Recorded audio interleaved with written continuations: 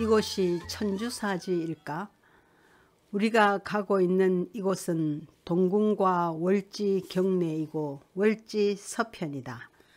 우리는 이 초가을에 천주사지라고 찾아왔지만 솔직히 천주사지가 어디 있는지 모른다. 천주사는 역사 기록에만 존재하고 경주 어디에도 천주사지 안내판은 없다. 아틀란티스 같은 곳이다. 천주사는 관련 유물은 적잖겠지만 그 출토지가 명확하지 않으니 절의 정확한 위치는 발굴을 하지 않고서는 알 수 없으리라. 왜 우리가 천주사지를 주목할까?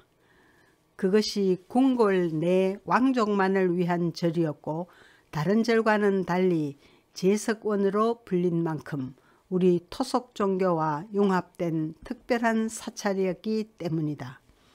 천주사는 신라 궁궐 안의 절이었으므로 왕실의 관혼상제 의례를 거기서 행하지 않았겠나.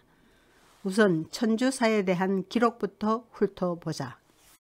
기록상 신라 왕실이 불교와 최초로 접촉한 것은 미추왕 2년이었다고 하나 일련의 말처럼 신빙성이 떨어진다.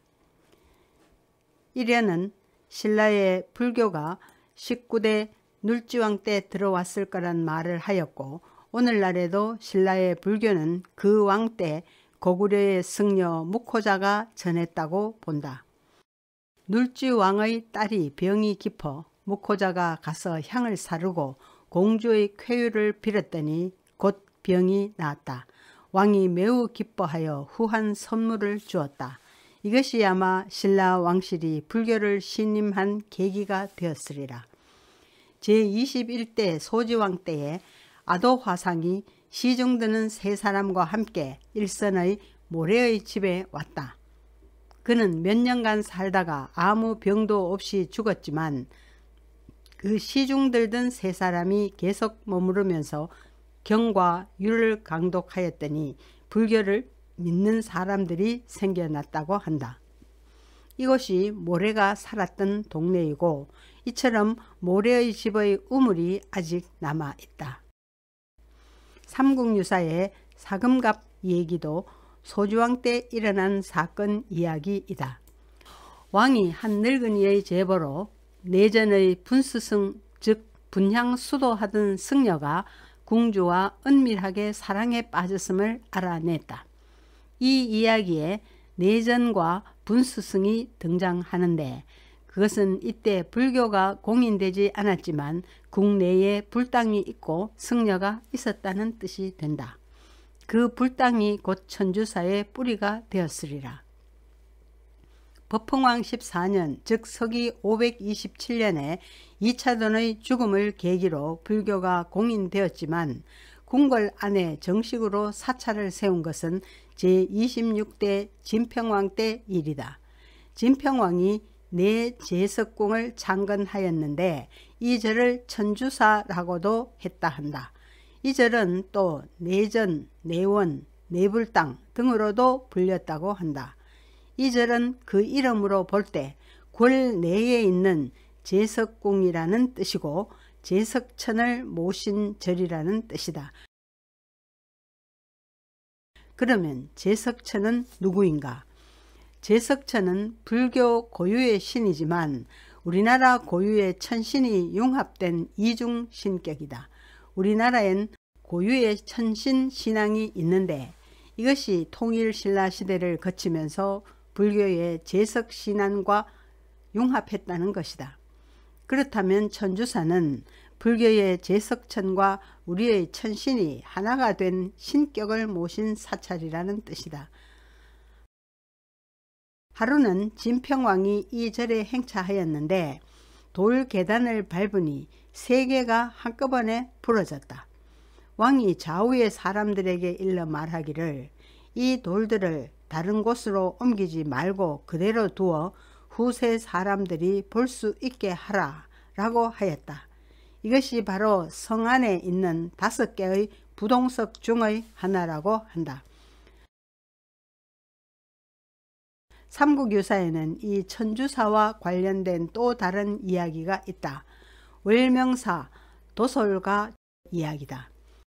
제35대 경덕왕 19년에 해가 두 개가 나타나 사라지지 않자 왕은 월명사에게 계문을 짓게 하였더니 월명사는 도솔가를 지어 읊었다. 그러자 해의 궤변이 곧 사라졌다. 왕이 좋은 차 한 봉과 수정 염주 108개를 하사하였더니 문득 외양이 곱고 깨끗한 한 동자가 무릎을 꿇고 차와 염주를 받들고 전각의 서쪽 작은 문으로 나가는 것이 아닌가. 월명사는 내공의 사자라고 생각하였고 왕은 월명사의 시종이라고 생각하였는데 곧 서로 알아보니 모두 아니었다. 왕이 매우 이상하여 사람을 붙여 그를 쫓게 하였더니 동자는 내원의 탑안으로 사라졌고 차와 염주는 남쪽 벽화 미륵보살상 앞에 있었다. 이 천주사의 부처는 신이 한 능력으로 동자승을 보내 왕의 선물을 챙겨오게 한 것이다. 이것은 곧 이 절이 영험이 많은 절임을 암시한 것이다. 감명받은 쪽은 왕이었다. 그는 더욱 월명사를 공경하여 다시 명주 백피를 주어서 정성을 나타내었다. 이 이야기에서 우리는 내원의 탑이 제석사의 탑임을 알 수 있고 본전 남쪽 벽엔 미륵보살상이 모셔져 있음도 알 수 있다. 또 전각의 서쪽 작은 문으로 나갔다고 하니 왕과 월명사가 만난 곳은 임해전 어딘가였고 그 서쪽 작은 문으로 나간 곳이 천주사였을 것이다. 그렇다면 천주사는 임해전 서편에 있었다.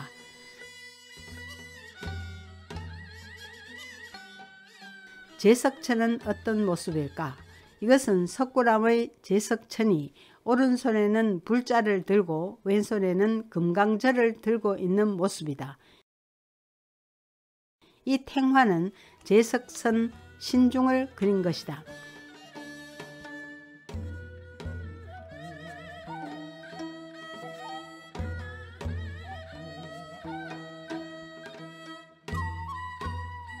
이 그림은 옥황상제를 그린 것으로 불교와는 거리가 있다.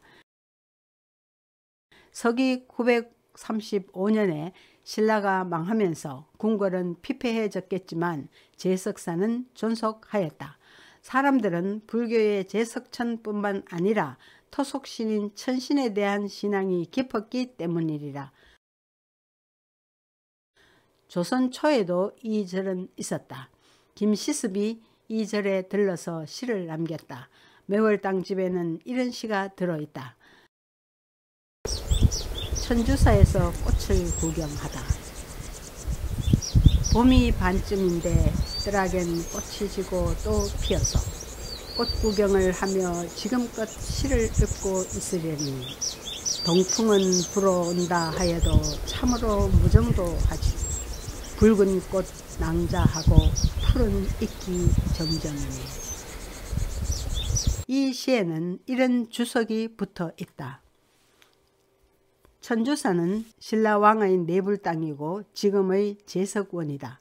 나라 사람들은 해마다 정원에 이름난 꽃을 심어 그것으로 복을 빌지만 근래의 스님은 모두 뽑아버렸다. 이 글을 볼 때 천주사는 이름난 꽃을 심어 놓은 아름다운 정원으로 유명했을 것이다. 이 천주사 목불 좌상을 보라.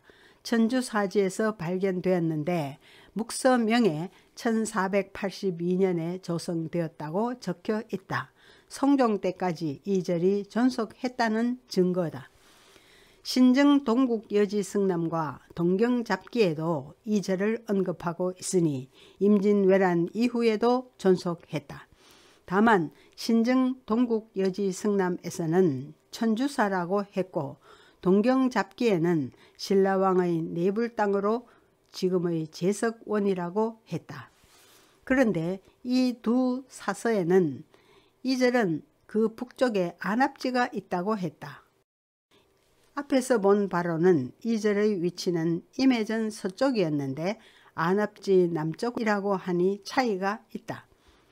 소주왕 때엔 매불 땅이 어디에 있었는지 알 수 없지만 진평왕이 규모를 갖춰 천주사를 창건했을 때에는 임해전의 서쪽이 아니었을까.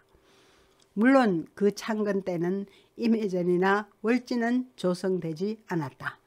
그러나 신라가 망하자 그 절의 규모를 줄여서 월지 남쪽으로 옮겼을 것 같다. 이제 월지 및 동궁 발굴 이야기를 해보자. 월지 발굴 때 많은 불교 관련 유물들이 출토되었다. 특히 제4건물지라는 이곳에서 특별히 불교 유물이 많이 발견되었다. 이것이 천주사의 불전과 가까웠기 때문일까?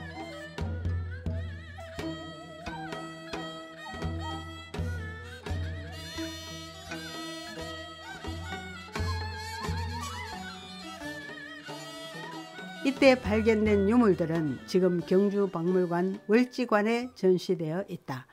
이 부근에서 천주명 기와편이 발견되었지만 정확한 위치는 모른다. 다만 월지 서북 쪽이라 한다. 임해전터 서쪽은 과거 농가밭으로 경작되어 왔다. 이 일제강점기의 지적들을 보자.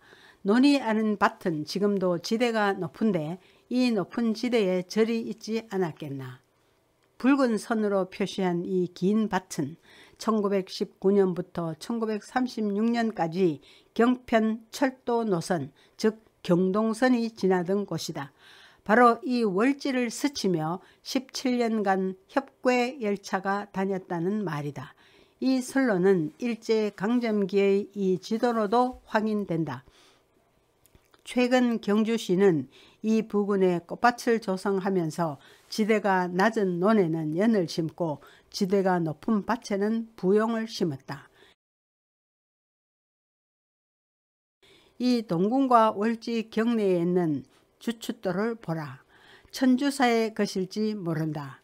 여기 뒹구는 기와조각도 천주사의 것일지 모르지만 1000년 넘게 아무 말이 없다. 신라 왕실이 국태민안을 빌던 곳, 왕실의 예환이 깃든 곳, 부처뿐만 아니라 우리의 제석신도 아울러 믿던 곳, 그 찬란했던 절은 사라지고 몇 개의 유물만 박물관을 지킨다. 이 연밭은 기록되지 않은 많은 천주사의 예환을 알까? 바람이 덤벙덤벙 시대를 건널 뿐 아무 말이 없다.